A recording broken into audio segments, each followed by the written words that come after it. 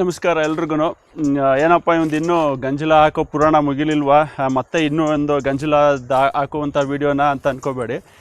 ಈ ಸರಿ ನಾನು ಹಾಕ್ತಾ ಇರೋದು ಟ್ರೈಕೋಡರ್ಮ ಮತ್ತು ಸೂಡೋಮೋನಾಸ್. ಈಗ ಸಾಮಾನ್ಯವಾಗಿ ನೀವೆಲ್ಲರೂ ವೆಂಚುರಿ ಮೂಲಕ ಕೊಡ್ತೀರಿ. ನನ್ನಲ್ಲಿ ವೆಂಚುರಿ ಸಿಸ್ಟಮ್ ಅಳವಡಿಸ್ಕೊಂಡಿಲ್ಲ. ಸೊ ಹಾಗಾಗಿ ಈ ಥರ ನಾನು ಬಿಂದಿಗೆಯಲ್ಲೇ ತೊಗೊಂಡೋಗಿ ಕೊಡ್ತಾಯಿದ್ದೀನಿ. ಸೊ ಈ ರೀತಿ ತೊಗೊಂಡೋಗಿ ಮರ ಸುತ್ತ ಡ್ರೆಂಚ್ ಮಾಡ್ತಾಯಿದ್ದೀನಿ. ಈಗ ಇದನ್ನು ಯಾವ ಪ್ರಮಾಣದಲ್ಲಿ ತೊಗೊಂಡಿರೋದು, 1 ಲೀಟರ್ಗೆ 5 ಗ್ರಾಮ್ ನಂತೆ ಬೋತ್ ಟ್ರೈಕೋಡರ್ಮ ಮತ್ತು ಸೂಡೋಮೋನಾಸ್ ಎರಡನ್ನು ಆ ಪ್ರಮಾಣದಲ್ಲಿ ಬೆರೆಸ್ಕೊಂಡು, ಈಗ 10 ಲೀಟ್ರು ಬಿಂದಿಗೆ ಇವು, ಆ ಪ್ರಮಾಣದಲ್ಲಿ ಎಷ್ಟು ಬೇಕಷ್ಟು ಬೆರೆಸ್ಕೊಂಡು ನಾನು ಈಗ ತೊಗೊಂಡೋಗಿ ಡ್ರೆಂಚ್ ಮಾಡ್ತಾಯಿದ್ದೀನಿ. ಸೊ ಇನ್ನೊಂದು ವಿಚಾರ ಹಾಗೇನೆ, ಏನಿದು ನಾನು ಬೇರೆ ಹಿಂದಿನ ವೀಡಿಯೋಗಳಲ್ಲೆಲ್ಲ ನಮ್ಮ ಸ್ಥಳೀಯ ಉಪಯುಕ್ತ ಸೂಕ್ಷ್ಮಾಣು ಜೀವಿಗಳನ್ನ ನಾವು ವೃದ್ಧಿ ಮಾಡ್ಕೋಬೇಕು, ಹೊರಗಡೆಯಿಂದ ಈ ಥರ ಲ್ಯಾಬಲ್ಲಿ ಬೆಳೆಸಿರುವಂತಹ ಸೂಕ್ಷ್ಮಾಣು ಜೀವಿಗಳನ್ನ ತೊಗೊಂಬರೋದನ್ನು ಅವಾಯ್ಡ್ ಮಾಡಬೇಕು. ನಮ್ಮಲ್ಲೇ ಸಾಕಷ್ಟು ನೈಸರ್ಗಿಕವಾಗಿ ಸಾಕಷ್ಟು ವೈವಿಧ್ಯಮಯ ಪ್ರಭೇದಗಳಿದ್ದಾವೆ, ಇವುಗಳನ್ನೇ ನಾವು ವೃದ್ಧಿ ಮಾಡ್ಕೊಳ್ಳುವತ್ತ ನಮ್ಮ ಗಮನ ಇರಬೇಕು ಅಂತ ಹೇಳ್ತಿರ್ತೀನಿ. ಇದೇನಿದು ಈ ವಿಡಿಯೋದಲ್ಲಿ ಟ್ರೈಕೋಡರ್ಮ ಮತ್ತು ಸೂಡೋಮೋನಾಸ್ ಹೊರಗಡೆಯಿಂದ ತೊಗೊಬಂದು ಹಾಕ್ತಾಯಿದ್ದೀನಿ ಅಂದ್ಕೊಳ್ತಾ ಇದ್ದರೆ, ಹೌದು, ನಾವು ನೇಟಿವ್ ಸಾಯಿಲ್ ಬೆನಿಫಿಷಿಯಲ್ ಸಾಯಿಲ್ ಮೈಕ್ರೋಬ್ಸ್ನ ನಾವು ವೃದ್ಧಿ ಮಾಡ್ಕೋಬೇಕು ನಮ್ಮ ತೋಟದಲ್ಲಿ, ಅದು ಲಾಂಗ್ ರನ್ನಲ್ಲಿ. ಈಗ ನಾನು ಮಾಡ್ತಾ ಇರೋದು ಸದ್ಯಕ್ಕೆ ಏನೋ ತ್ವರಿತ ಒಂದು ಪರಿಹಾರ ನಾನಿವಾಗ ಕಂಡುಕೊಂಡಿರೋದು, ಒಂದು ತಕ್ಷಣದ ಪರಿಹಾರ. ಏನಂತ ಅಂದರೆ, ಈಗ ಹಿಂದಿನ ವರ್ಷದಲ್ಲಿ ಸುಮಾರು ಈ ಥರದ್ದು ಸಸಿಗಳು 3.5-4 ವರ್ಷದ ಸಸಿಗಳು ಇಷ್ಟೇ ಬೆಳೆದಿರೋದು. 3.5-4 ವರ್ಷಕ್ಕೆ, ಏಕೆಂದರೆ ಸಾವಯವವಾಗಿ ನಾನು ಹೊರಗಡೆಯಿಂದ ಕೊಟ್ಟಿಗೆ ಗೊಬ್ಬರನೂ ಹಾಕಿಲ್ಲ. ಸೊ ಇಲ್ಲೇ ನೈಸರ್ಗಿಕವಾಗಿ ನಾನು ಹಿಂದಿನ ವೀಡಿಯೋದಲ್ಲಿ ಹೇಳಿದಾಗೆ ಇಲ್ಲೇ ಸಾಕಷ್ಟು ವೈವಿಧ್ಯಮಯ ಸಾರಜನಕವನ್ನು ಹಿಡಿದಿಟ್ಕೊಳ್ಳುವಂಥ ಸೂಕ್ಷ್ಮಾಣು ಜೀವಿಗಳು ಇಲ್ಲಿ ವೃದ್ಧಿಯಾಗಿ ಅವುಗಳಿಂದ ಇದು ಸಾರವನ್ನು ತಗೊಂಡು ಬೆಳೀತಾ ಇರೋದು. ಸೊ ಹೌದು, ತಕ್ಷಣದ ಪರಿಹಾರ. ಯಾಕೆಂತಂದರೆ ಇಷ್ಟು ವಯಸ್ಸಿನ ಸಸಿಗಳು ಸುಮಾರು ಒಂದು 7-8 ಸಸಿಗಳು ಹೋಗ್ಬಿಟ್ವು. ಅದು ಸುಳಿ ಕೊಳೆ ರೋಗಕ್ಕೆ ತುತ್ತಾಗಿ ಅವು ಹೋಗ್ಬಿಟ್ವು. ಏನದು, it is caused by fungus Phytophthora palmivora. ಸುಳಿ ಕೊಳೆ ರೋಗ ನಿಮಗೆಲ್ಲ ಗೊತ್ತಿರ್ಬೋದು.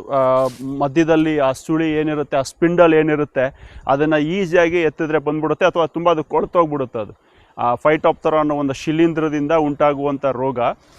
ಸೊ ಹಾಗಾಗಿ ಈ ವರ್ಷವೂ ನಾನು ಮತ್ತಷ್ಟು ಇಷ್ಟು ಬೆಳೆದಿರುವಂತಹ ಇಷ್ಟು ಕಷ್ಟಪಟ್ಟು ಮಣ್ಣಿನಲ್ಲಿ ನೇಟಿವ್ ಸಾಯಿಲ್ ಮೈಕ್ರೋಬ್ಸ್ನ ವೃದ್ಧಿ ಮಾಡಿಸಿ ಆ ಕೋಶಗಳಿಂದ ಬಂದಂತಹ ಎಲ್ಲ ಸಾರಜನಕದಿಂದ ಮಣ್ಣು ಫಲವತ್ತಾಗಿ ಅವುಗಳು, ಏಕೆಂದರೆ ಅಷ್ಟೊಂದು ಸಂಖ್ಯೆಯಲ್ಲಿ ಬಿಲಿಯಾಂತರ ಸಂಖ್ಯೆಯಲ್ಲಿ ಕೋಟ್ಯಾಂತರ ಸಂಖ್ಯೆಯೆಲ್ಲ ವೃದ್ಧಿಯಾಗಿ ಈ ಸಸಿಗೆ ಅಥವಾ ಇನ್ಯಾವುದೇ ಮರಗಳಿಗೆ ಬೇಕಾಗಿರುವಂತಹ ಪೋಷಕಾಂಶಗಳನ್ನು ತಯಾರಿಸಬೇಕು ಅಂತಂದರೆ ಅದು ಟೈಮ್ ತಗೊಳುತ್ತೆ, ಸಮಯ ಇಡುತ್ತೆ. ಸೊ ಹಾಗಾಗಿ ಇಷ್ಟು ಜಾಗರೂಕತೆಯಿಂದ ಮಾಡಿ ಉಳುಮೆ ಮಾಡ್ದೇ ಸಸಿಗಳನ್ನ ಕಳ್ಕೊಳ್ಳೋದು ಮತ್ತೆ ನನಗೆ ಇಷ್ಟ ಇಲ್ಲ. ಸೊ ಹಾಗಾಗಿ ಈಗ ತಕ್ಷಣದ ಪರಿಹಾರಕ್ಕೆ ನಾನೀಗ ಟ್ರೈಕೋಡರ್ಮ ಮತ್ತು ಸೂಡೋಮೋನಾಸ್ ತೊಗೊಂಬಂದು ಈಗ ಡ್ರೆಂಚ್ ಮಾಡೋಣ ಅಂತ ಬರ್ತಾಯಿದ್ದೀನಿ. ಎಲ್ಲ ಸಸಿಗಳಿಗೂ ಹಾಕ್ಕೊಂಬರ್ತಾಯಿದ್ದೀನಿ. ಹಾಗಾಗಿ ನಂದೇನು ತುಂಬ ಚಿಕ್ಕ ತೋಟ. ನಾವು ನಾನು ಹೇಳಿದ್ನಲ್ಲ, ನಮಗೂ ಸ್ವಲ್ಪ ಫಿಟ್ನೆಸ್ ಇಂಪ್ರೂವ್ ಆಗುತ್ತೆ ಈ ಥರ ಇಟ್ಕೊಂಡು ಓಡಾಡ್ತಿದ್ರೆ. ಒಂದಷ್ಟು ಸಸಿಗಳಿಗೆ ಹಾಕಿ 2 ದಿವಸ ಹಾಕಿದರೆ ಮುಗೀತು. ಮತ್ತು ಇನ್ನೊಂದು ಮುಖ್ಯವಾದ ವಿಚಾರ, ನನ್ನ ಹಿಂದಿನ ವಿಡಿಯೋ ಸಾಕಷ್ಟು ಜನ ನೋಡಿದ್ದೀರಿ. ಹಾಗಾಗಿ ಮತ್ತು ನನ್ನ ಪರಿಸರ ಸ್ನೇಹಿ ಕೃಷಿ ಚಾನಲ್ಗೆ ಸಾಕಷ್ಟು ಸ್ಪಂದನೆ ನೀಡ್ತಾ ಇದ್ದೀರಿ ಎಲ್ಲ ರೈತರು. ನಿಮ್ಮೆಲ್ರಿಗೂ ಒಂದು ಕೃತಜ್ಞತೆಗಳು. ಹಿಂದಿನ ವಿಡಿಯೋದಲ್ಲಿ ಮುಖ್ಯವಾಗಿ ಅದು ತುಂಬ ವ್ಯೂ ಬಂದಿರುವಂತಹ ವಿಡಿಯೋ. ಟ್ರೈಕೋಡರ್ಮ ಜೊತೆಗೆ ಬೇರೆ ಇನ್ಯಾವುದೇ ಸೂಡೋಮೋನಾಸ್ ಅಥವಾ ಬೇರೆ NPK ಕಲ್ಚರ್ ಅಥವಾ AMC ಅಡ್ವಾನ್ಸ್ಡ್ ಮೈಕ್ರೋಬಿಯಲ್ ಕನ್ಸೋರ್ಷಿಯಾ ಅಥವಾ ಅರ್ಕಾ ಮೈಕ್ರೋಬಿಯಲ್ ಕನ್ಸೋರ್ಷಿಯಾ ಇಂತಹ ಬ್ಯಾಕ್ಟೀರಿಯಾಗಳನ್ನು ಟ್ರೈಕೋಡರ್ಮ ಜೊತೆ ಹಾಕಕ್ಕೆ ಹೋಗಬೇಡಿ. ಯಾಕೆಂದರೆ ಟ್ರೈಕೋಡರ್ಮ ತುಂಬ ಫಾಸ್ಟಾಗಿ ಬೆಳೆಯುತ್ತೆ, ಅಗ್ರೆಸಿವ್ ಆಗಿ ಬೆಳೆಯುತ್ತೆ. ಬೇರೆ ಬ್ಯಾಕ್ಟೀರಿಯಾಗಳನ್ನು ಅದು ಸ್ವಲ್ಪ ಕಡಿಮೆ ತಗ್ಗಿಸ್ಬಿಡುತ್ತೆ ಅವುಗಳ ಬೆಳವಣಿಗೆ ಅಂತ ಹೇಳಿದ್ದೆ. ಅದು ಸ್ವಲ್ಪ ಕರೆಕ್ಟ್ ಅಲ್ಲ ಅದು ವಿಚಾರ. ಟ್ರೈಕೋಡರ್ಮ ಮತ್ತು ಸೂಡೋಮೋನಾಸ್ ಇವೆರಡಕ್ಕೂ ಹೊಂದಾಣಿಕೆ ಇದೆ. ಇವೆಲ್ಲ ಮಣ್ಣಿಗೆ ಹಾಕಿದಾಗ ಕೋಎಕ್ಸಿಸ್ಟ್ ಆಗ್ತವೆ, ಮಣ್ಣಿನಲ್ಲಿ ಅವುಗಳು ಸಹ ಬಾಳ್ವೆಯನ್ನು ಮಾಡ್ತವೆ. ಯಾಕೆ ಅಂತಂದರೆ ವೈಜ್ಞಾನಿಕವಾಗಿ ಏನಾಗುತ್ತೆ ಅಂತಂದರೆ, ಮಣ್ಣಿನಲ್ಲಿ ಸೂಡೋಮೋನಾಸ್ ಬೆಳೆಯುವುದು ಬೇರಿನ ಪದರದ ಮೇಲೆ, ಸೊ ಹಾಕ್ತಾ ಹೇಳ್ತೀನಿ. ಬೇರಿನ ಪದರದ ಮೇಲೆ ಸೂಡೋಮೋನಾಸ್ ಬೆಳೆಯೋದು. ಟ್ರೈಕೋಡರ್ಮ ನಾನು ಹೇಳೋದ್ನಲ್ಲ, ರೈಸೋಸ್ಪಿಯರ್ ಸಾಯಿಲ್ ಅಂದರೆ ಆ ಬೇರಿನ ಸುತ್ತ ಅಂಟ್ಕೊಂಡಿರುವ ಮಣ್ಣು, ಆ ಮಣ್ಣಿನಲ್ಲಿ ತನ್ನ ಮೈಸಿಲಿಯನವನ್ನು ಹರಡ್ಕೊಂಡು ಹೋಗ್ತದೆ ಆ ಸ್ಪೇಸ್ನಲ್ಲಿ. ಸೊ ಹಾಗಾಗಿ ಸ್ಪೇಸ್ ಅಂತ ನೋಡೋದಾದರೆ ಟ್ರೈಕೋಡರ್ಮ ಮತ್ತು ಸೂಡೋಮೋನಾಸ್ ಅವೆರಡು ಆಕ್ರಮಿಸ್ಕೊಳ್ಳೋದು ಒಂದು ಸಸ್ಯ ಬೇರಿನ ವಲಯದಲ್ಲಿ ಆ ಬೇರೆ ಬೇರೆ ಜಾಗವನ್ನು. ಸೊ ಹಾಗಾಗಿ ಎರಡೂ ಜಾಗಕ್ಕೆ ಅವುಗಳು ಕಾಂಪೀಟ್ ಮಾಡೋದಿಲ್ಲ, ಸ್ಪರ್ಧೆನ ನಡೆಸೋದಿಲ್ಲ.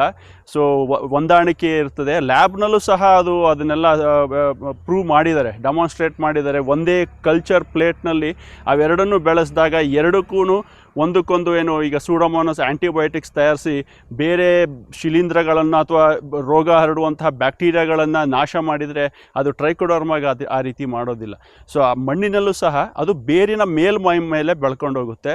ಹಾಗಾಗಿ ಮತ್ತು ಈಗ ಬ್ಯಾಕ್ಟೀರಿಯಾಗಳಾದಂಥ ಈ ಸೂಡೋಮೋನಾಸ್ ಇರ್ಬೋದು ಅಥವಾ NPK ಕಲ್ಚರ್ನಲ್ಲಿ ಏನಿರ್ತದೆ, ನೈಟ್ರೋಜನ್ ಫಿಕ್ಸಿಂಗ್ ಬ್ಯಾಕ್ಟೀರಿಯಾ ಒಂದಿರುತ್ತೆ, ಅಜೋಟೋಬ್ಯಾಕ್ಟರ್ ಹೇಳಿದ್ದೀನಿ ಹಿಂದೆ. ಆನಂತರ ಫಾಸ್ಫೇಟ್ ಸಾಲಬಲೈಸಿಂಗ್ ಬ್ಯಾಕ್ಟೀರಿಯಾ ಮತ್ತು potash mobilising bacteria, zinc solubilising bacteria ಇವುಗಳಿರ್ತವೆ.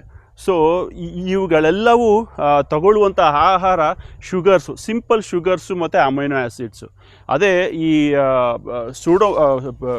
Trichoderma ಇದೆಯಲ್ಲ, ಸೊ ಅದು ಟ್ರೈಕೋಡರ್ಮಾ ಅದು ಈ ರೀತಿ ಏನು ಕಳೀತಾ ಇರುವಂತಹ ತ್ಯಾಜ್ಯ, ಬನ್ನಿ ಮುಂದೆ ತೋರಿಸೋಣ ಸ್ವಲ್ಪ. ಈ ಏನು ತ್ಯಾಜ್ಯ ಇದೆ, ಸೆಲ್ಯುಲೋಸ್ ಮತ್ತು ಲಿಗ್ನಿಫೈಡ್ ತ್ಯಾಜ್ಯ, ಸೊ ಅದನ್ನು ಕರಗಿಸಿ ಬೆಳೆಯುವಂಥದ್ದು. ಅದು ಕ್ಲಿಷ್ಟಕರವಾದಂಥ ಕಾರ್ಬನ್ ಮೇಲೆ ಅವಲಂಬಿತವಾಗಿರ್ತದೆ ಟ್ರೈಕೋಡರ್ಮಾ. ಅದೇ ಸೂಡೋಮೋನಾಸು ಈ ಎಲ್ಲ ಕರಗಿಸಿದಂತಹ ಮತ್ತು ಈ ಗಿಡದ ಬೇರಿನ ಬೆವರಿನಿಂದ ಬರುವಂತಹ ಸಿಂಪಲ್ ಶುಗರ್ಸು, ಅಮೈನೋ ಆ್ಯಸಿಡ್ಸ್ ಇವುಗಳನ್ನ ಬಳಸ್ಕೊಂಡು ಅವುಗಳು ಬೆಳೆಯೋದ್ರಿಂದ ಅವುಗಳು ಬೇರೆ ಒಂದು ಬಯೋಫಿಲಮ್ನ ತಯಾರಿಸ್ಕೊತವೆ.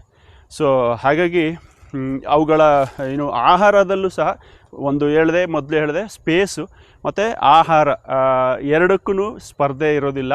ಸೊ ಎಲ್ಲವೂ ಹೊಂದಾಣಿಕೆಯಾಗಿ ಬೆಳೀತವೆ. ಸೊ ನನಗೆ ಕೇಳ್ತಾಯಿದ್ರು, ತುಂಬ ಜನ ಕೇಳಿದ್ದೀರಿ, ಕಾಮೆಂಟ್ ಮಾಡಿದ್ದೀರಿ.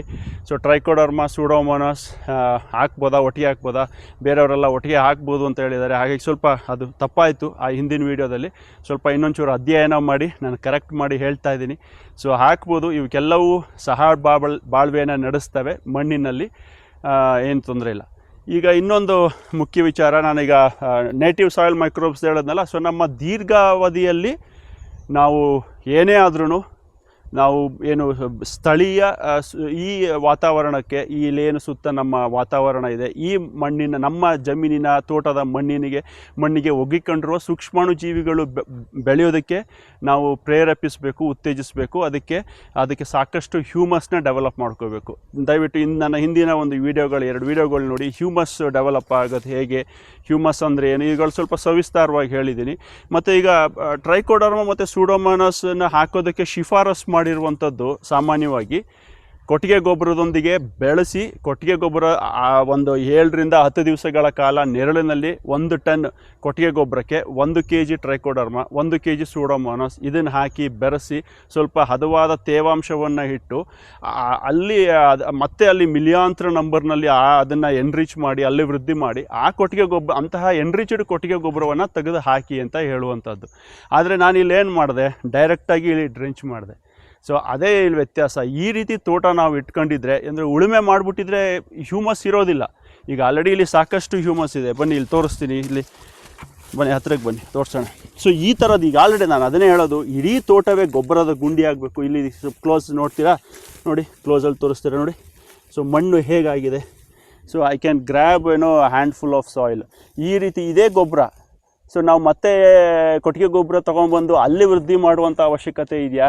ಸೊ ಇಲ್ಲಿಗೆ ಹಾಕಿಬಿಟ್ರೆ ಇದರ ಸಾವಯವ ತ್ಯಾಜ್ಯವನ್ನೇ ಇದನ್ನೇ ಕಳಿಸ್ಕೊಂಡು ಇದರಲ್ಲಿರುವಂತಹ ಸೆಲ್ಯುಲೋಸು, ಲಿಗ್ನಿನು ಇದನ್ನೇ ಅದು ಬಳಸ್ಕೊಂಡು ಬೆಳೆದು ಇಲ್ಲೇ ಇದು ವೃದ್ಧಿ ಆಗ್ತದೆ. ಸೊ ಹಾಗಾಗಿ ನಾನು ನೇರವಾಗಿ ಕೊಟ್ಟೆ ಇದನ್ನು. ಸೊ ನಾವು ಕೊಟ್ಟಿಗೆ ಗೊಬ್ಬರ ಹಾಕುವಂಥ ಅವಶ್ಯಕತೆ ಇಲ್ಲ. ನೋಡಿ ಇಷ್ಟೆಲ್ಲ ಸಾವಯವ ತ್ಯಾಜ್ಯ. ಮತ್ತು ನಾನು ಹೇಳ್ತಾ ಇರ್ತೀನಿ, ಈಗ ಸದ್ಯ ಈ ವರ್ಷಕ್ಕೆ 6 ವರ್ಷ ಆಗಿದೆ ಉಳುಮೆ ಮಾಡಿ. 6 ವರ್ಷದಿಂದ ನೋಡಿ ಎಷ್ಟು texture, I can feel the texture, so soft. ಇಲ್ಲೇ ನನಗೆ ಘಮ ಅಂತ ಇದೆ ಆ ಗೊಬ್ಬರದ ವಾಸನೆ. ಸೊ ನಾವು ಕೊಟ್ಟಿಗೆ ಗೊಬ್ಬರ, ತಿಪ್ಪೆ ಗೊಬ್ಬರಕ್ಕೂ ಸಹ ನಾವು ಖರ್ಚು ಮಾಡೋ ಅವಶ್ಯಕತೆ ಇಲ್ಲ. ಸೊ ಹಾಗಾಗಿ ನಾನು ನೇರವಾಗೇ ಕೊಟ್ಟೆ.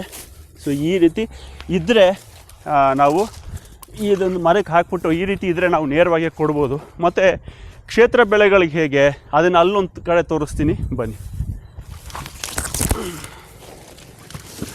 ಕ್ಷೇತ್ರ ಬೆಳೆಗಳಿಗೆ ಅಂದರೆ ತರಕಾರಿ ಇರ್ಬೋದು, ಅಥವಾ ನಾನು ಯಾಕೆ ಇಲ್ಲ ಹಾಕ್ತಾಯಿದ್ದೀನಿ ಅಂತಂದರೆ ಅದರ ಬೇರೆ ಅಲ್ಲಿಗೆ ಆಗ್ತಾಯಿಲ್ಲ. ಯಾಕೆಂದರೆ ವಿಂಕ್ಲರ್ ಅದು ತೇವಾಂಶ ಇಲ್ಲಿವರೆಗೆ ಅಷ್ಟೇ ಬಂದಿರೋದು, ಅಲ್ಲಿ ತೇವಾಂಶ ಇಲ್ಲ. ಮಳೆ ಬಂದಿದ್ದಿದ್ರೆ ನಾನು ಅಲ್ಲಿಗೆ ಹಾಕ್ಬೋದಾಗಿತ್ತು. ಇಲ್ಲಿ ಪರವಾಗಿಲ್ಲ. ಟ್ರೈಕೋಡರ್ಮ ತನ್ನ ಮೈಸೀಲ್ಯ ಅಂದರೆ ಹೇಳಿದ್ದೀನಿ ಗೊತ್ತಲ್ವ, ಅದು ಒಂದು ಹತ್ತಿಯಂಥ ರಚನೆಯನ್ನು ಬೆಳೆಸ್ಕೊಂಡಿರ್ತದೆ. ಮೈಸೀಲ್ಯವನ್ನು ಬೆಳೆಸ್ಕೊಂಡಿರ್ತದೆ, ಅದು ಹರಡ್ಕೊಂಡು ಹೋಗ್ತದೆ. ತೇವಾಂಶ ದೊರಕಿದ ನಂತರ ಅದು ಒಂದು ಕವಚದ ಥರ, ರಕ್ಷಾ ಕವಚದ ಥರ ಅದು ನಮ್ಮ ಬೇರಿನ ವಲಯಕ್ಕೆ, ರೈಜೋಸ್ಪಿಯರ್ ಸಾಯಿಲ್ಗೆ, ಬೇರಿನ ವಲಯಕ್ಕೆ ಅದು ರಕ್ಷಾ ಕವಚದ ಥರ ಒಂದು ಕವಚವನ್ನು ಮಾಡ್ತದೆ. ಸೂಡೋಮೋನಾಸ್ ಇನ್ನೊಂದು ಡಬಲ್ ರಕ್ಷಣೆ ಕೊಡ್ತದೆ. ಯಾವುದೇ ಫೈಟಾಪ್ತರ ಇರ್ಬೋದು, ಅಥವಾ ಈಗ ಕೊಳೆ ರೋಗ, ಎಲೆ ಚುಕ್ಕೆ ರೋಗ, ಕೊಳೆ ರೋಗ, ಗ್ಯಾನೋಡರ್ಮ, ಅದೊಂದು ಸಣ್ಣದಾಗಿ ಹೇಳೋದಾದರೆ ಬನ್ನಿ ಹೇಳ್ತಾ ಹೋಗೋಣ. ಗ್ಯಾನೋಡರ್ಮ ದಲ್ಲಿ ಅದೇ ಈಗ ಅಣಬೆ ರೋಗ, ಫೂಟ್ ರಾಟ್ ಡಿಸೀಸ್, ಅದು ಬಂದರೆ ನೀವು ಟ್ರೈಕೋಡರ್ಮ ಮತ್ತು ಸೂಡೋಮೋನಾಸನ್ನು ಎಲ್ಲೆಲ್ಲಿ ಒಂದಷ್ಟು ಮರಗಳು ಹೋಗ್ಬಿಟ್ಟಿರ್ತಾವಲ್ಲ, ಬನ್ನಿ ಹಾಗೆ ಒಂದಷ್ಟು ಮರಗಳು ಹೋಗ್ಬಿಟ್ಟಿರ್ತವೆ, ಆ ಮರಗಳ ಮೇಲೂ ಸಹ ನೀವು ಟ್ರೈಕೋಡರ್ಮ ಮತ್ತು ಸೂಡೋಮೋನಾಸನ್ನು ಹುಷಾರಾಗಿ ಬನ್ನಿ. ಇದೆಲ್ಲ ಇದು ಮೊಟ್ಟೆ ಅದೆಲ್ಲ ಹಾಕಿದ್ದೀನಿ, ಮಲ್ಚ್ ಮಾಡಿದ್ದೀನಿ. ಏನಕ್ಕೆ ಕರ್ಕೊಂಡು ಹೋಗ್ತಾಯಿದ್ದೀನಿ ಹೇಳ್ತೀನಿ ನಾನು. ಆ ಮರಗಳು ಸತ್ತು ಬಿದ್ದಿರ್ತಾವಲ್ಲ, ಅದ್ರ ಮೇಲೆಲ್ಲ ಅಣಬೆ ಬೆಳೆದಿರುತ್ತೆ, ಅಣಬೆ ರೋಗದ್ದು. ಸೊ ಅದು that will serve as A source of inoculum. ಅದು ಮತ್ತೆ ಹರಡ್ತಾ ಹೋಗ್ತದೆ. ಸೊ ಹಾಗಾಗಿ ಇನ್ನೂ ಹೆಲ್ದಿ ಆಗಿರುವಂತಹ, ಆರೋಗ್ಯಕರವಾಗಿರುವಂತಹ ಮರಗಳಿಗೆಲ್ಲ ಹಬ್ತಾ ಹೋಗುತ್ತೆ. ಹಾಗಾಗಿ ಅಲ್ಲಿ ಏನು ಸತ್ತು ಬಿದ್ದಿರ್ತದೆ ಮರ, ಅದಕ್ಕೂ ಸಹ ನೀವು ಟ್ರೈಕೋಡರ್ಮ ಮತ್ತು ಸೂಡೋಮೋನಾಸ್ನ ಸ್ಪ್ರೇ ಕೊಡಿ. ಸಾಧ್ಯವಾದರೆ ಅದನ್ನು ತಗೊಂಡೋಗಿ ನೀವು ಎಲ್ಲಾದರೂ ಬೇರೆ ಕಡೆ ಸುಡಬೇಕು. ಆ್ಯಕ್ಚುಲಿ ಅದು ಕಷ್ಟ ಆಗ್ತಾಯಿದೆ, ನಮಗೆ ಲೇಬರ್ಸ್ ಇಲ್ಲ, ಆಗಲ್ಲ ಅಂತಂದರೆ ಅದ್ರ ಮೇಲೂ ಸಹ ನೀವು ಟ್ರೈಕೋಡರ್ಮ ಮತ್ತು ಸೂಡೋಮೋನಾಸನ್ನು ಹಾಕಿದ್ರೆ ಅಲ್ಲಿ ಈ ಗ್ಯಾನೋಡರ್ಮ ಶಿಲೀಂಧ್ರವನ್ನು ನಾಶ ಮಾಡುತ್ತೆ. ಸೊ ಅದು ಮುಖ್ಯವಾದಂತಹ ಇಂಪಾರ್ಟೆಂಟ್. ಯಾಕೆಂದರೆ ನನಗೆ ಕರೆ ಮಾಡಿದ್ದವರಲ್ಲಿ ಸಾಕಷ್ಟು ಜನ ಅದನ್ನು ಮಾಡ್ತಿಲ್ಲ. ನಾವು ಟ್ರೈಕೋಡರ್ಮ ಹಾಕ್ತಾಯಿದ್ದೀವಿ, ಸೂಡೋಮೋನಾಸ್ ಹಾಕ್ತಿದ್ದೀವಿ, ಆದರೂ ಕಂಟ್ರೋಲ್ ಬರ್ತಾ ಇಲ್ಲ ಅಂತಂದರೆ ನಾನು ಕೇಳಿದೆ, ಈ ಸತ್ತು ಬಿದ್ದಿದ್ದಾವ ಮರ, ಅವುಗಳ ಮೇಲೆ ಮತ್ತೆ ಅಣಬೆ ಬೆಳೀತಾ ಇದೆಯಾ ಅಂತಂದಾಗ ಹೌದು ಬೆಳೀತಾ ಇದೆ ಅಂತಂದರು. ಸೊ ಅಲ್ಲಿಂದ ಮತ್ತೆ ಹರಡ್ತಾ ಹೋಗ್ತದೆ ಗಾಳಿಯಲ್ಲಿ, ಮಣ್ಣಿನಲ್ಲಿ. ಹಾಗಾಗಿ ಅವುಗಳ ಮೇಲೂ ಸಹ ನೀವು ಟ್ರೈಕೋಡರ್ಮ ಮತ್ತು ಸೂಡೋಮೋನಾಸ್ ಸ್ಪ್ರೇ ತಗೊಳ್ಳಿ, ಆಗ ಅದು ಗ್ಯಾನೋಡರ್ಮವನ್ನು ನಾಶ ಮಾಡ್ತದೆ. ಸೊ ಇಲ್ಲಿಗೆ ಯಾಕೆ ಕರ್ಕೊಬಂದೆ ಅಂದರೆ, ನಾನು ಇದನ್ನು ಇಲ್ಲೇ ಬಿಟ್ಬಿಟ್ಟಿದ್ದೀನಿ. ಇಲ್ಲಿಗೆ ಯಾಕೆ ಕರ್ಕೊಂಬಂದೆ ಅಂದರೆ ಈಗ ತೋಟ ಈಗ ನೋಡಿದ್ರಲ್ಲ, ಉಳುಮೆ ಮಾಡಿಲ್ಲ. ಪೆರಿನಿಯಲ್ ಕ್ರಾಪ್ಸ್ ಆದರೆ, ತೋಟಗಾರಿಕೆ ಬೆಳೆ ಆದರೆ, ದೀರ್ಘಾವಧಿ ಬೆಳೆ ಆದರೆ ನಾವು ಉಳುಮೆ ಮಾಡುವಂಥ ಅವಶ್ಯಕತೆ ಇಲ್ಲ. ಈಗ ಮನೆಗೆ ನಾನು ಒಂದಷ್ಟು ಸೊಪ್ಪು ಬೆಳ್ಕೊಳ್ಳೋಣ ಅಂದ್ಕೊಂಡೆ. ಈಗ ನಾವು ಸೊಪ್ಪು, ತರಕಾರಿನೋ, ತೊಗರಿನೋ, ಇನ್ನೊಂದೇನೋ ಎಣ್ಣೆಕಾಳು ಬೆಳಿಬೇಕು ಅಂತಂದರೆ ನಾವು ಉಳುಮೆಯನ್ನು ಮಾಡಲೇಬೇಕಾಗ್ತದೆ. ಆಗ ಉಳುಮೆಯನ್ನು ಮಾಡಬೇಕು. ನಾನು ಇದರಲ್ಲೇ ಇದೊಂದು ಮತ್ತು ಇನ್ನೊಂದು ಸಂಖ್ಯೆ ತಗೊಂಡು ಮಾಡಿದೆ. ಉಳುಮೆ ಮಾಡಿದಾಗ ಏನಾಗ್ತದೆ, ಈಗ ಇದರಲ್ಲಿ ಶೇಖರಣೆ ಆಗಿದ್ದಂತಹ ಕಾರ್ಬನ್ನು, ಅಷ್ಟು ಕಾರ್ಬನ್ ಈಗ ಬಿಸಿಲಿಗೆ ಅದು ಏನಾಗ್ತದೆ, ಆಕ್ಸಿಡೈಸ್ ಆಗಿ ಕಾರ್ಬನ್ ಡೈಆಕ್ಸೈಡ್ ಆಗಿ ವಾತಾವರಣಕ್ಕೆ ಬಿಡುಗಡೆ ಆಗಿಬಿಡುತ್ತೆ. ಸೊ ಹಾಗಾಗಿ ಮಣ್ಣಿನಲ್ಲಿರುವ ಸಾವಯವ ಇಂಗಾಲ ಕಡಿಮೆ ಆಗ್ತದೆ, ಶೇಷ ಸಾವಯವ ಇಂಗಾಲದ ಶೇಷ ಕಡಿಮೆ ಆಗ್ತಾ ಹೋಗ್ತದೆ. ಆ ಸಂದರ್ಭದಲ್ಲಿ ನಾವು ಟ್ರೈಕೋಡರ್ಮ, ಈಗ ನಾವು ತೊಗರಿ ಬೆಳೆಯೋರು ಟ್ರೈಕೋಡರ್ಮ ಸೂಡೋಮೋನಾಸ್ ಕೊಡಬೇಕು ಅಂತಂದರೆ ಅದನ್ನು ಬೀಜೋಪಚಾರದಿಂದನೇ ಕೊಡಬೇಕು, ಮುನ್ನೆಚ್ಚರಿಕೆಯ ಕ್ರಮವಾಗಿ. ಯಾಕೆಂದರೆ ಎಲ್ಲಿ ನಮ್ಮ ಉತ್ತರ ಕರ್ನಾಟಕದ ರೈತರು, ನನಗೆ ಸ್ವಲ್ಪ ಈ ವಿಡಿಯೋ ಮಾಡ್ಬೇಕಾದ್ರೆ ಸ್ವಲ್ಪ ಮನಸ್ಸು ಭಾರವಾಗಿತ್ತು, ಬೇಸರವಾಗಿತ್ತು. ಇದು ತುಂಬ ಕಷ್ಟಕರವಾದ ವರ್ಷ ಈ ವರ್ಷ. ಮಳೆ ಇಲ್ಲ, ಮುಂಗಾರು ಕೈ ಕೊಟ್ಟಿದೆ, ಎಷ್ಟೋ ಕಡೆ ಬಿತ್ತನೆ ಆಗಿಲ್ಲ. ಅಲ್ಲಿ ಪ್ರತಿ ವರ್ಷ ಈ ಕೊಳೆ ರೋಗ ಇರ್ಬೋದು, ಬೇರು ಕೊಳೆ ರೋಗ, ಫ್ಯೂಸೇರಿಯಂ ರಾಟು, ಅಥವಾ ಇನ್ನೊಂದು ಯಾವುದಾದ್ರೂ ರೋಗ ಇರ್ಬೋದು. ಸೊ ಇವುಗಳಿಗೆ ತುತ್ತಾಗಿ ಅಲ್ಲಿ ರಾಸಾಯನಿಕ ಶಿಲೀಂಧ್ರನಾಶಕಗಳು ಬಳಕೆ ಬಹಳ ಆಗ್ತಿತ್ತು. ಹಾಗಾಗಿ ಟ್ರೈಕೋಡರ್ಮವನ್ನು ಅಲ್ಲಿ ಎಲ್ಲ ಸ್ವಲ್ಪ ಅರಿವಿದೆ ಜನಗಳಿಗೆ. ಈಗ ಆಲ್ರೆಡಿ ಅರಿವು ಬಂದಿದೆ, ಎಷ್ಟೋ ವಿಡಿಯೋಗಳು ಮಾಡಿದ್ದಾರೆ. ಅಥವಾ ಅಗ್ರಿಕಲ್ಚರ್ ಡಿಪಾರ್ಟ್ಮೆಂಟಿಂದ, ವಿಸ್ತರಣಾ ಕೇಂದ್ರಗಳಿಂದ ಜನರಿಗೆ ಅರಿವನ್ನು ಮೂಡಿಸ್ತಾ ಇದ್ದಾರೆ ರೈತರಿಗೆ. ಸೊ ಅಲ್ಲಿ ಬೀಜೋಪಚಾರದಿಂದ ನಾವು ಶುರು ಮಾಡ್ಕೋಬೋದು. ಈಗ ತುಂಬ ಸಿಂಪಲ್ಲಾಗಿ ಹೇಳ್ಬಿಡ್ತೀನಿ. ಸೊ 100 kg ಬೀಜಕ್ಕೆ 1 kg ಟ್ರೈಕೋಡರ್ಮ, ಅದು ಯಾವುದೇ ಇರಲಿ, ಶೇಂಗಾ ಇರಲಿ, ತೊಗರಿ ಇರಲಿ, 1 kg ಟ್ರೈಕೋಡರ್ಮ ಮತ್ತು 1 kg ಸೂಡೋಮೋನಾಸ್. ತಿಳಿಯಾದ ಒಂದು ಬೆಲ್ಲದ ನೀರು, ಇದನ್ನು ಬೆರೆಸ್ಕೊಂಡು ಅದು ಫಸ್ಟ್ ಬೀಜದ ಮೇಲೆ ಸಿಂಪಡಣೆ ಮಾಡಿ ನಂತರ ಈ ಪೌಡರ್ ಫಾರ್ಮಲ್ಲಿ ತಗೊಂಡು ಅದನ್ನು ಸರಿ ಚೆನ್ನಾಗಿ ಹದವಾಗಿ ಬೆರೆಸಿ 1 ಅವರ್ ಅಥವಾ 2 ಅವರ್ ನೆರಳಿನಲ್ಲಿ ಒಣಗಿಸಿ ಅದನ್ನು ನೆರಳಿನಲ್ಲಿ ಒಣಗಿಸಿ ಹಿಂದಿನ ರಾತ್ರಿನೇ ಹಿಂದಿನ ದಿವಸನೇ ಮಾಡಿಟ್ಕೋಬೇಡಿ, ಅದರದ್ದು ವಯಬಿಲಿಟಿ ಡೌನ್ ಆಗಿಬಿಡುತ್ತೆ. ಜಸ್ಟ್ ಬಿತ್ತನೆಗೆ ಇನ್ನೊಂದು 2 ಗಂಟೆ 3 ಗಂಟೆಗೆ ಇದೇ ಅನ್ನೋಂಗೆ ಮುಂಜಾನೆ ಅದು ಆ ರೀತಿ ಬೀಜೋಪಚಾರ ಮಾಡ್ಕೊಂಬಿಟ್ಟು ಬಿತ್ತನೆಯಿಂದನೇ ಮಾಡ್ಕೊಳ್ಳಿ. ಸೊ ಇಲ್ಲಿ ಯಾಕೆ ಕರ್ಕೊಬಂದೆ ಅಂದರೆ ಇಲ್ಲಿ ಸಾವಯವ ಇಂಗಾಲದ ಶೇಷ ಈ ರೀತಿ ಈಗ ಎಲ್ಲಿ ಉಳುಮೆ ಮಾಡಿರ್ತೀವಿ ನಾವು, ಇದೊಂದು ಚಿಕ್ಕ ಪ್ಲಾಟ್ ಅಷ್ಟೇ ಇಲ್ಲಿ ತೋರಿಸ್ತಾ ಇರೋ ಸದ್ಯಕ್ಕೆ. ಈಗ ಇಲ್ಲಿ ಮಾಡಿದ್ದೀನಿ ನಾನು ಬೆಳಗ್ಗೆಯಿಂದ ಇದನ್ನೆಲ್ಲ ಕ್ಲಿಯರ್ ಮಾಡಿ 1-2 ಗಂಟೆ ಹಿಡಿತಷ್ಟೇ. ಈಗ ನೆಕ್ಸ್ಟ್ ಬಂದಾಗ ಇಲ್ಲೊಂದು ಏನಾದ್ರು ಒಂದು ತರಕಾರಿ ಬೆಳಿತೀನಿ. ಸೊ ಈ ರೀತಿ ಸಾವಯವ ಇಂಗಾಲ ನಾವು ಉಳುಮೆ ಮಾಡಿದಾಗ ಅದರ ಶೇಷ ಕಡಿಮೆ ಆದಾಗ ಈ ಸೂಕ್ಷ್ಮಾಣು ಜೀವಿಗಳು ಬೆಳಿಬೇಕು ಅಂತಂದರೆ ಅವುಗಳಿಗೆ ಸಾವಯವ ಇಂಗಾಲ ಬೇಕಾಗಿರ್ತದೆ. ಸೊ ಅವುಗಳಿಲ್ಲ ಅಂತಂದರೆ ಮತ್ತೆ ಅವುಗಳು ಬೆಳೆದು ಅಲ್ಲಿ ಬರುವಂಥ ಆಲ್ರೆಡಿ ಸಾಯಿಲ್ ಬೋರ್ನ್ ಪ್ಯಾಥೋಜನ್ ಅವು ಮಣ್ಣಿನಲ್ಲೇ ಇರುವಂತಹ ಏನು ಈಗ ಫ್ಯೂಸೇರಿಯಮ್ ಇರ್ಬೋದು ಅಥವಾ ಕೊಲೊಟೋಟ್ರೈಕಮ್ ಇರ್ಬೋದು ಅಥವಾ ಇನ್ನೊಂದೇನದು ಮ್ಯಾಗ್ನೋಪೋರ್ತೆ ಸ್ಟೆಮ್ ರಾಟ್ ಕಾಂಡ ಕೊಳೆ ರೋಗ ಇರ್ಬೋದು. ಸೊ ಈ ಥರದವೆಲ್ಲ ಆಲ್ರೆಡಿ ಮಣ್ಣಿನಲ್ಲಿ ಇರ್ತವೆ.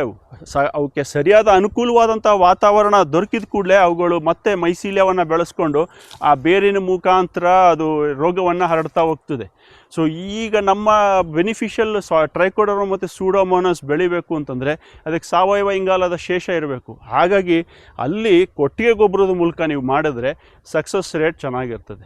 ಸೊ ಅಂತಂದರೆ ನೀವು ಬಿತ್ತನೆ ಜೊತೆಗೆ ಕೊಟ್ಟಿಗೆ ಗೊಬ್ಬರವನ್ನು ಕೊಡೋದೇ ಆದರೆ ಸಕ್ಸಸ್ ರೇಟು ಏನೋ ನಾವು ತುಂಬ ಚೆನ್ನಾಗಿ ಅಂದರೆ ರೋಗದ ರಕ್ಷಣೆ ಸರಿಯಾಗ್ತದೆ.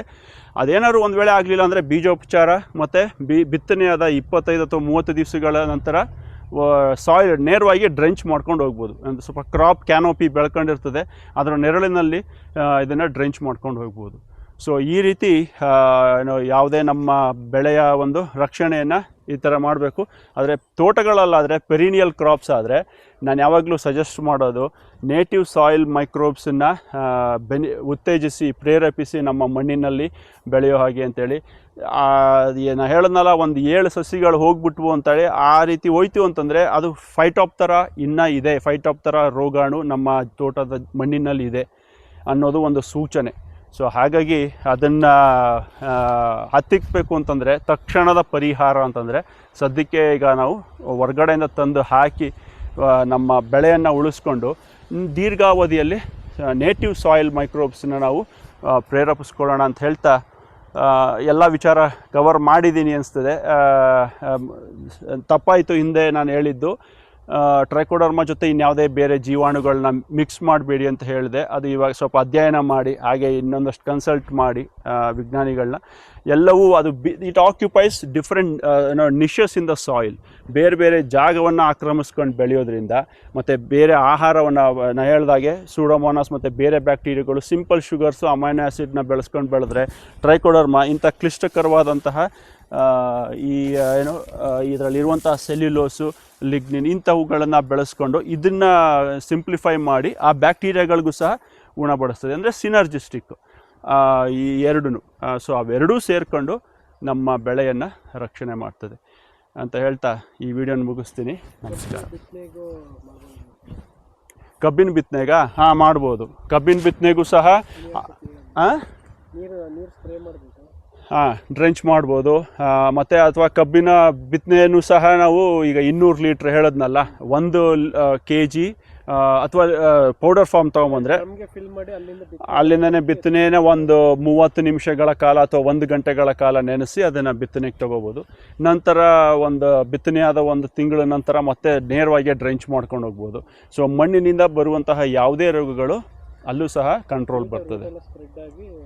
ಹೌದು ಹೌದು ಹೌದು ಕಂಟ್ರೋಲ್ ಆಗ್ತದೆ. ಆಗ ನಾವು ಯಾವುದೇ ರಾಸಾಯನಿಕ ಶಿಲೀಂಧ್ರನಾಶಕಗಳ ಮೇಲೆ ಅವಲಂಬನೆ ಆಗೋದು ತಪ್ಪುತ್ತೆ. ಸೊ ಓಕೆ, ಥ್ಯಾಂಕ್ ಯು ಅದೊಂದು ವಿಚಾರ ಇದ್ದಕ್ಕೆ. ಸೊ ಆಮೇಲೆ ಹಾಗೆಯೇ ಈಗ ಶುಂಠಿ ಬೆಳೆಯೋದು, ಶುಂಠಿಯಲ್ಲಿ ಕೊಳೆ ರೋಗ, ಅಲ್ಲೂ ಸಹ ನಾವು ಬೆಂಗಳೂರಿನಲ್ಲಿ ತಿಂತಾರೋ ಶುಂಠಿಯೆಲ್ಲ ರಾಸಾಯನಿಕದ ಲೇಪನ ಇದ್ದೇ ಇರುತ್ತೆ, ಶೇಷ ಇದ್ದೇ ಇರುತ್ತೆ. ಶುಂಠಿ ಇರ್ಬೋದು, ಅರಿಶಿನ ಇರ್ಬೋದು. ಹಾಗಾಗಿ ದಯವಿಟ್ಟು ಬಿತ್ತನೆ ಸಮಯದಿಂದನೇ ಟ್ರೈಕೋಡರ್ಮ ಸೂಡೋಮೋನಾಸ್ ಎರಡನ್ನೂ ಬಳಸಿ ಬಿತ್ತನೆ ಸಮಯದಿಂದನೇ. ನಂತರ ಡಬಲ್ ಡೋಸ್ ಕೊಡಿ. ಯಾಕೆಂತಂದರೆ ಕಂಟಿನ್ಯೂಸ್ ಆಗಿ ಬಯೋ ಕಂಟ್ರೋಲ್ ಆ್ಯಕ್ಟಿವಿಟಿ ಇರ್ತದೆ. ಒಂದು ಆ ನಿಯಂತ್ರಣ ಸಂವರ್ಧನೆ ಮಣ್ಣಿನಲ್ಲಿ ನಡೀತಾನೇ ಹೋಗ್ತಾ ಇರ್ತದೆ. ಸೊ 25 ದಿವಸಕ್ಕೊಂದ್ಸರಿ ತಿರ್ಗಾ ಒಂದು 40 ದಿವಸಕ್ಕೆ ಇನ್ನೊಂದು ಡೋಸು ಕೊಟ್ಟ ಹಾಗೆ ಕಂಟಿನ್ಯೂಸ್ ಬಯೋ ಕಂಟ್ರೋಲ್ ಆ್ಯಕ್ಟಿವಿಟಿ ಇದ್ದಾಗ ಶುಂಠಿಯಲ್ಲಿ ಮತ್ತು ಅರಿಶಿಣದಲ್ಲಿ ಗದ್ದೆಗೆ ತಣ್ಣಿಕಾಳು ಎಲ್ಲ ಚೆಲ್ತೀವಲ್ಲ ಅದನ್ನು ಮಾಡ್ಬೋದು. ಹೌದು ಅದನ್ನೇ ನಾನು ಹೇಳಿದೆ. ಯಾವುದೇ ಕಾಳುಗಳನ್ನ ಸಹ ಬಿತ್ತನೆ ಬೀಜಕ್ಕೆ ಲೇಪನ ಮಾಡಿ ಒಂದು ತಿಳಿಯಾದ ಬೆಲ್ಲ, ತುಂಬ ಅಂಟು ಆಗಿರ್ಬೋದು ಬೆಲ್ಲದ ನೀರು, ಅದಕ್ಕೆ ಮಾಡ್ಬೋದು. ಹಾಗಾಗಿ ದಯವಿಟ್ಟು ನಾನು ಕೇಳ್ಕೊಳ್ಳೋದೇನೆಂದರೆ ಟ್ರೈಕೋಡರ್ಮಾ ವಿಚಾರಿಸ್ಕೊಂಡು ನಿಮ್ಮ ಹತ್ತಿರದ KVKಗಳಲ್ಲಿ ಅಥವಾ ಯಾವುದಾದ್ರೂ ಧಾರವಾಡ ಕೃಷಿ ವಿಶ್ವವಿದ್ಯಾಲಯಕ್ಕೆ ಭೇಟಿ ಕೊಡೋದಾದರೆ ಅಲ್ಲಿ ಕೊಡಿ, ಅಥವಾ ಬೆಂಗಳೂರಿನ GKVKಯ ಕೃಷಿ ವಿಶ್ವವಿದ್ಯಾಲಯಕ್ಕೆ ಭೇಟಿ ಕೊಟ್ಟು ಅಲ್ಲಿ ತಗೊಳ್ಳೋದಾದರೆ ತಗೊಳ್ಳಿ ಅಂತ ಹೇಳ್ತಾ, ರಾಸಾಯನಿಕದ ಮುಕ್ತ ಆಹಾರವನ್ನು ಬೆಳೆಯೋಣ ಅಂತ ಹೇಳ್ತಾ ಈ ವಿಡಿಯೋ ಮುಗಿಸ್ತೀನಿ. ಇನ್ನೇನಾದರೂ ಇದೆಯಾ? Okay, thank you.